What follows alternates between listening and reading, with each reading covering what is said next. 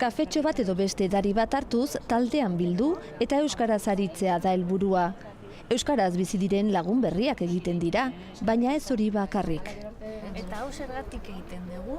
A ber, esan? Bai, esperientzia polita, interesgarria, oso baliagarria, ni oso pozik nago. Donostian 240 mintzalagun daude dagoeneko, 5.500 Euskal Herri osoan eta kopurua gora egiten ari da, esperientzia ona den seinale. Baina niretzako ere bai izan da oso aberasgarria. Azkenean kasu honetan gainera, hasieran gauza formala zana, lagun talde moduko baten bihurtu da eta horrek asko balio du. Bai. Euskaraz hitz egiteko aukerarik edo ohiturarik ez dutenak ohitura dutenekin batzea lortzen da. Izan ere euskaldun berriek euskaraz bizi diren lagunak behar dituzte. 20 urte bete ditu ekimenak.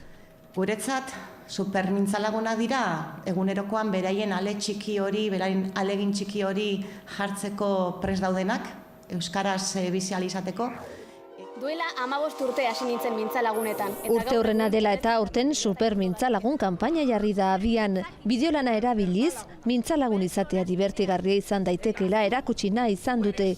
22 herri eta eskualdek hartzen dute parte kanpainan eta izena emateko epea dagoeneko irekita dago.